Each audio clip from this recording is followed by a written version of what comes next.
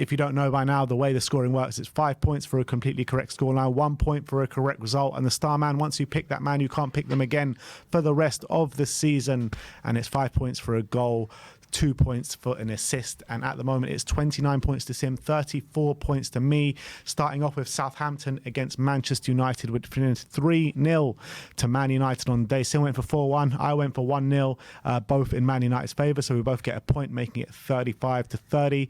And I felt Southampton gave it a really good go in the opening half an hour. I thought they were the better side, and the game kind of hinged on that moment where Southampton get that penalty, they miss it, United go up the other end, and De Ligt puts it in the back of the net, and it was kind of just one-way traffic from there. Yeah, definitely big turning point in the game, because I thought Southampton were well in it and actually playing really well. But I think you could probably say that with a lot of Southampton games this season, where they look the Newcastle good. game. Yeah, they look good. They look like they're on top, but they don't have the quality to put it in the back of the net. And then I sound like I'm talking about Spurs, but they down the quality for back of the net, and then because they're the way they play, they always leave themselves open at the back. And once they missed that penalty, that was a big turning point, and they conceded very soon after. And Man United pretty much was pretty routine for them in the end. Obviously Rashford's goal, but I think Ramsdale will be a bit disappointed, reacted late to it, but it just found its way into the corner. And then they got a man sent off in the second half, Stevens, with a poor challenge, deserved red card in my opinion, and then Garnacho sealed it. Look, it was one of those for United. I wasn't overly impressed, but it was one, they got the job done. I thought they will see it as a good win and a good building block to get their season back underway. But I wasn't watching that thinking, wow, United looking great. But it's just a tale of Southampton really struggling to get to grips with the Premier League so far. Yeah, absolutely. And, Southampton, though, 4 games, 4 defeats, 8 goals conceded, 1 goal scored. It's not looking too good for them. But I would say, like, in some of the games, their performances maybe would have deserved a bit more. So maybe, do you think if they carry on playing in this manner, do you think they can avoid the drop back come the end? It's early days, I guess. It's very early days, but it's the 1 goal scored, which is the big problem. The way they play, they do create openings, but they've got to be putting the ball in the back of the net more regularly if they're going to keep playing this way. Fair. 8 goals conceded, though, in the first 4 games. I mean, it's not good, but that's not the stat that would worry me more if I was a Southampton fan at this point. It's not great. I mean, it's an average of 2 goals against a game, which is something you have to improve. But the fact that they play such an expansive, playing out the back, and they like to try and hit teams in the space, and they can only get 1 goal, and that was a consolation goal as well they scored. That's got to be a big worry. Southampton's next game at home to Ipswich. You got to say they got to get points on the board in that 6 game. 6 points already. Yeah, already in this early stage of the season. But let's move on. Brighton against Ipswich finished 0-0, which I believe is the first 0-0 of the Premier League campaign. Credit to Ipswich for holding Brighton out. I think Sim went for 3-1. We both went for 3-1. And Brighton were just peppering them the whole game. They just couldn't put the ball in the back of the net. Yeah, and look, you got to say for Ipswich, fair play to them, because it's a promoted team going up against a Brighton team with chock-a-block full of attacking talent. You look at the names they have in the forward line, and they've got so much attacking talent. And I know maybe they rode their luck at times, but the fact that they were able to hold strong, and the fact that Ipswich are a team new to the Premier League, and they're also a team similar to Southampton looking to stick to their principles, and the fact they kept a clean sheet away at Brighton is no mean feat. Brighton have started the season so well, so to do that is really, really impressive. So if I was an Ipswich fan, I'll be very happy with that draw. Yeah, absolutely. Done very well. Crystal Palace against Leicester finished 2-2. Desmond, I went for 2-1. You went for 2-0, both in Palace's favour. Leicester went 2-0 up, didn't they? Just after half time. And you're thinking, wow, is this a really good away win for Leicester? Is there really problems there with Ollie Glasner and Crystal Palace? But Mateta back on the goals, 2 goals to get back against Leicester, which was a really good comeback from them. But there are a few worrying signs in there from Crystal Palace. Well, no wins in the first 4 games, and they definitely had some winnable games in there, so there's got to be a bit of a worry considering they ended the season so strongly last season. Again, they have lost Michael Olise, who was obviously a big blow, but they haven't been able to recapture that magic that we saw from them at the back end of last season. They've started the season fairly poorly, and to be 2-0 down to a Leicester team who, yeah, look, they're maybe better than people give them credit for, but still, you see that like a 37-year-old Jamie Vardy outpacing Mark Guay, that's got to be a bit of a concern at that point, because Mark Guay had a big head start in that run, and Jamie Vardy was able to outpace him. So the timeless Jamie Vardy striking again, getting on the score sheet, a second goal of the season. They did go 2-0 up, but I think Palace rallied and deservedly got a point out of it. They were the team on top for most of it, and Leicester, they'll probably feel, scored 2 goals against run of play. And Mateta back on the score sheet. He hasn't started the season too well, so it was good for him to start scoring goals again. And the first goal was a really nice finish with using his instep to get the ball into the far corner. Then it was a late penalty, wasn't it, with Mateta equalising right at the death. So Leicester will feel frustrated. They could have got their first win of the season, but Palace as well will feel frustrated the fact that they haven't won at all yet so far. Yeah. Next up, Fulham against West Ham. Sim went for 2-1. I went for 1-1, which was a 5-pointer, and I was probably fairly lucky to get this 5 points, to be honest. I felt Fulham were on top for the majority of it, and Danny Ings comes on and grabs that 95th minute equaliser to save West Ham's blushes. Forgotten man, Danny Ings. Yeah. I think they nearly tried to get rid of him on a free, like even back in the season. I think with the wages he's on, he was tough to get rid of, but they'll probably be counting their lucky stars they didn't get rid of him, considering he got this equaliser. But Fulham will be really frustrated they didn't get the win, because I think they deservedly took the lead early on through Raul Jimenez. They were the ones making a lot of the running. They were creating the chances, and they missed a host of chances in this one to put the game to bed. They didn't. They left the game open, and West Ham rallied kind of late on, got that late chance through Danny Ings and got the goal. And Fulham will be really frustrated. They just didn't kill this game off, because they should have won this game, but they didn't. And that's what can happen if you leave games open like that. I feel Emil Smith-Rowe has been a really good signing for Fulham. I felt like everything good happening for Fulham in this game was all coming through him, and he got the assist for the goal that Fulham did score. But very inspired signing, in my opinion. Looking like good business at the moment. Yeah. Next up, Liverpool against Forest, which was the shock of the weekend. Forest went to Anfield with Nuno Espirito Santo and took home 3 points. Both us going for big Liverpool victories, and judging by the first 3 Liverpool games, who could have predicted a Nottingham Forest win coming into this game? And I felt like Liverpool were huffing and puffing, but weren't showing any signs of quality in the final third, and looked really blunt, to be honest. I mean, with all the shots and all the possession that they did have, I think they produced less than 1 XG. Yeah, and I actually think it was a bit of a tactical masterclass from Nuno. I think he did so well because he started the team with a bit more of like a robust 11. He didn't start with Hudson-Odoi or Elanga in this team. He started with Anderson and Dominguez in the wide areas. So like workhorses who are going to basically grind, frustrate Liverpool, work really hard, get in position. And then on the hour mark, he brings on Elanga and Hudson-Odoi. And as soon as Liverpool started to tire, all of a sudden Forest started to find these transitions, started to really hurt Liverpool. And I think it was a really clever move from Nuno. And I think he actually, he did a brilliant job. It was a really good tactical masterclass from him. And I actually think, looking back at it, obviously Hudson-Odoi got that moment of magic about 20 minutes to go. Really great goal on the transition as well. He's capable of that, especially against potentially tiring legs. And Liverpool had no answer to it, and I think Nuno did a brilliant job here. And you've got to give him credit. Arne Slot, with his first difficult moment here, obviously home to Forest, that's an expected 3 points. The fact they didn't even take a point will be a bit frustrating. Obviously the way they've started the season, I don't think the knives will be out for him just yet, but really disappointing result. And for all thoughts of maybe Arne Slot challenging for a title in his first season, maybe that was a bit of a reality check for him. I think so. And it was all just going a bit too well for Liverpool. It seemed like Arne Slot just made a seamless kind of change from Jurgen Klopp, and I was thinking, like, when is the trouble going to come? Because when have you seen like a manager that have had such an impact like Jurgen Klopp, Sir Alex Ferguson, all these kind of managers that have been a staple of the side, won a lot of trophies and stuff? I've never seen like such a seamless transition to a new manager, and I guess it's not all roses. Not at the moment. Look, different games are going to provide different challenges, and we've seen that here. Forest came with a game plan, and it paid off to perfection. Yeah. Next up, Manchester City getting another 3 points under their belt, 2-1 against Brentford. Sim went for 2-0, I went for 3-1, and I really thought I was going to get that 5-pointer by the end of the game, but they just couldn't find that goal. But again, similar story, Johan Wissa puts Brentford 1-0 up, and then Man City turn it around with Erling Haaland getting another brace to his name. That's 9 goals so far in the first 4 games for Erling Haaland, which is I mean, have we ever seen? I don't know. We haven't. We haven't seen a player Not after 4 games. I this mean, it's nearly ridiculous double strike digits. rate. Madness. Some Madness. strikers get 10 goals in a season and think they've had a good season. Yeah, he's it's mad. 9 goals after 4 games. games. It's ridiculous. In fact, I think they've only scored 1 goal that hasn't been Haaland. I think. Yeah, this season.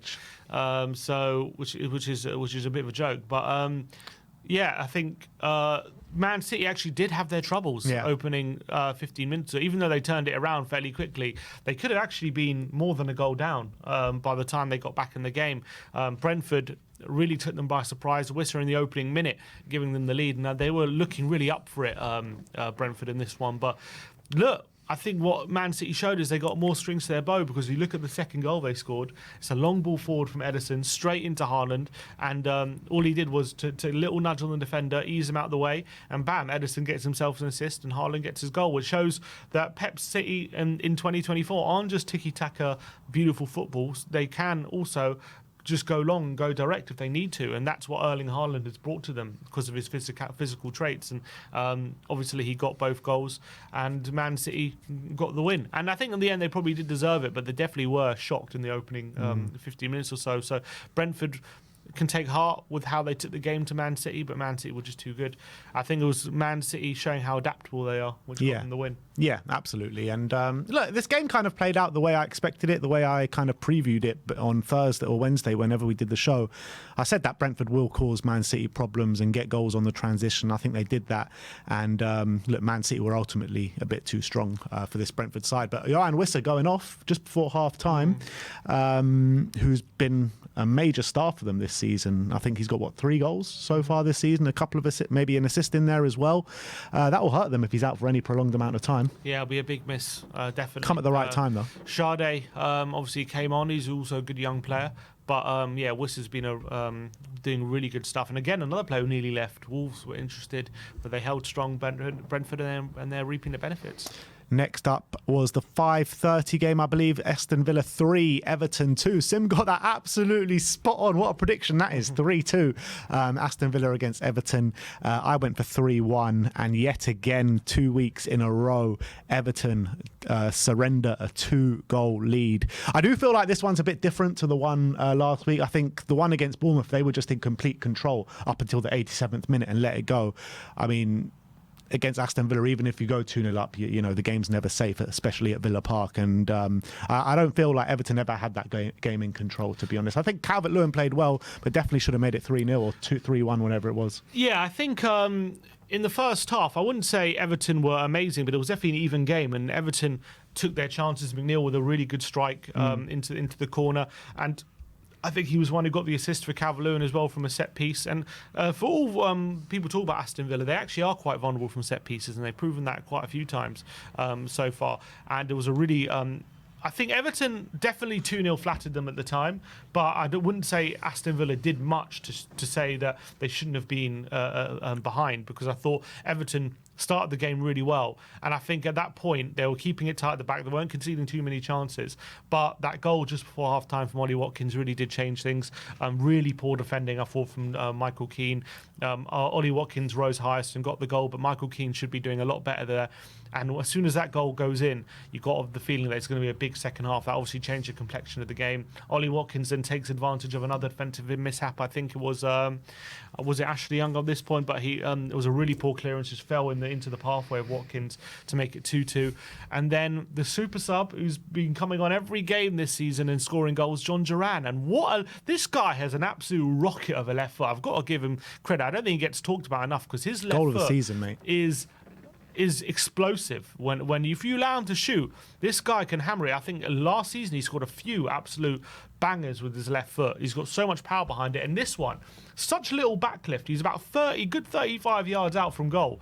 He doesn't even have like a good run up. He takes one touch out of his feet and bam, swerves it into the top corner. It's a goal out of absolute nothing. But if you're John Duran, what a finish. And Watkins got a brace, but still John Duran gets the final word in this one. So Unai Emery's got a big decision next game who he starts. But he's even been talking about getting Watkins and Duran together, because how can you leave Duran out when he's been banging goals in like this? Yeah, and I think Leon Bailey, he's injured at the moment, or he went off injured in this game, or or he's injured in general, I think you have to find some way to fit John Duran in, because every time he's coming on, he's making a big impact. And this is goal of the season already. What a goal it was. Outside of the foot, swerving, no chance for Pickford to get anywhere close to that. And what a player they have on our hands. And just to think, on Instagram before the season, he was doing the whole Hammers thing and, on the verge of joining West Ham. And now look at what he's providing. Unbelievable from John Duran. Ollie Watkins back on form as well, getting those 2 goals. I thought it was only a matter of time till Ollie Watkins finds the back of the net again, and it looked like those 2 weeks off has given him, stand him in really good stead to move forward into this season. So credit to Aston Villa for turning over that deficit, but big trouble signs for Everton at the moment. Yeah, so the first 2 games they lost 4-0, 3-0, and the second 2 they've lost 3-2 after leading 2 goals in each game. I mean, if you're Sean Dyche, you wanted a response to the first 2 games of the season when you've conceded lots of goals, and he would have felt like getting his team to be 2-0 up against the likes of Bournemouth and Villa, that would have been a good response. But the fact they've given them up has to be so frustrating, and the pressure must be building on him because he keep losing these games. I think they started last season in a similar fashion, and they did turn it around. So he'll be confident that he can turn it around, but they're never going to get a better opportunity to get points on the board when you're 2-0 up in these games. And the fact they've come away with nothing has got to be a massive bitter pill to swallow. He'll feel if they can keep going 2-0 up, there's surely a matter of time before they start taking points. But, there's an argument to say, how often are they going to be going 2-0 up against these kind of teams again? So to take 0 points is really, really frustrating. And the pressure's definitely building on Sean Dyche for sure. Yeah, absolutely. Let's move on to the last game on the Saturday, which was Bournemouth against Chelsea. It finished 1-0 to Chelsea. Sim went 2-1 to Chelsea. I went for 2-2. And I thought Chelsea were really lucky to escape with 3 points from this game. I thought Bournemouth were peppering them for the majority of the game. But you got to give them credit for digging deep and finding that goal towards the end of the game. I thought Jadon Sancho, he came on in the second half, and he put in a proper good debut, didn't he? He was just causing Bournemouth no ends of problems. Lovely pass to get that goal as well for Nkunku, who as well hasn't had the best start of the season. So good 3 points for Chelsea, but I felt like they got away with one. Yeah, obviously the missed penalty was a big turning point again. Both teams who missed penalties this weekend ended up losing. I think that goes to show what could be a massive a turning point in both those games for those teams. But Evan Nilsson hasn't really got going for Bournemouth so far.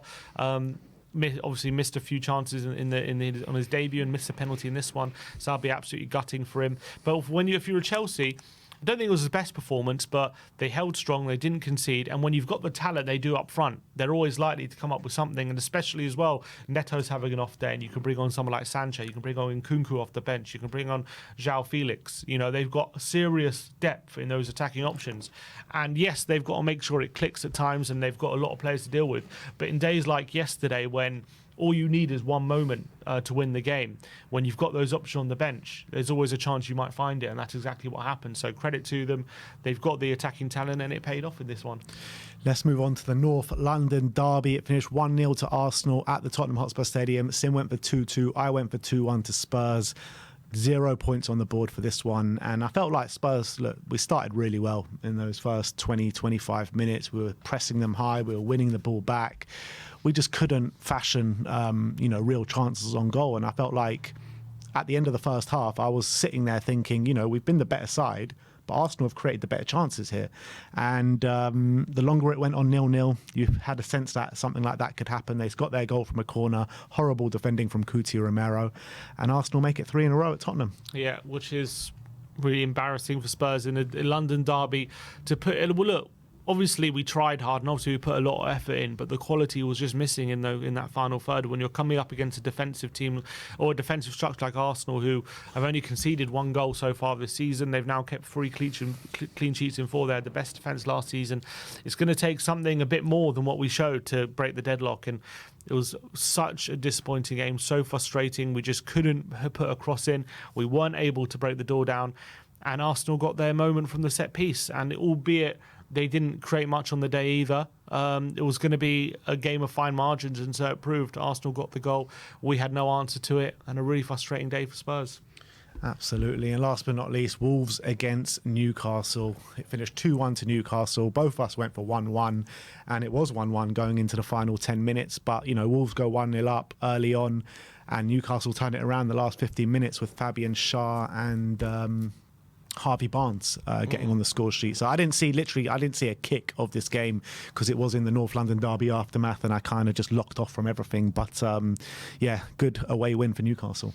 Yeah, I think Newcastle, I was watching some of the highlights, and again, I felt like they rode their luck in this one. Obviously, they did go 1-0 down, and it was a really good goal, actually a brilliant dummy from João Gomez in the lead-up to that goal. That was a really good counter-attack from Wolves.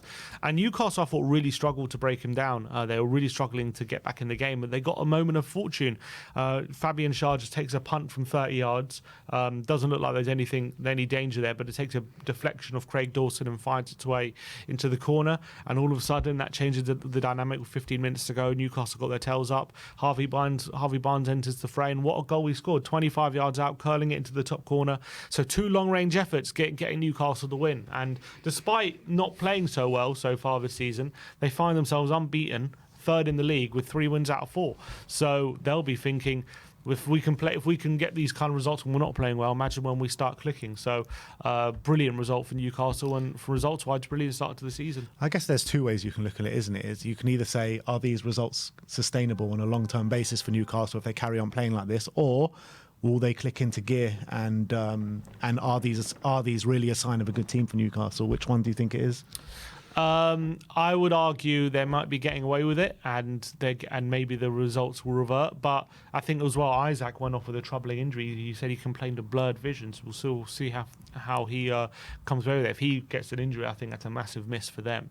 But I think a part of me feels like they do have another gear to go up, but they are getting the results right now. They're just kind of... It reminds me a bit of Spurs in Conte's second season. When we started the season, we were getting good results, but we weren't really doing well. And then we kind of reverted. The results kind of caught up with us with the performances. So I feel like if they keep on playing this way, the results will catch up with them.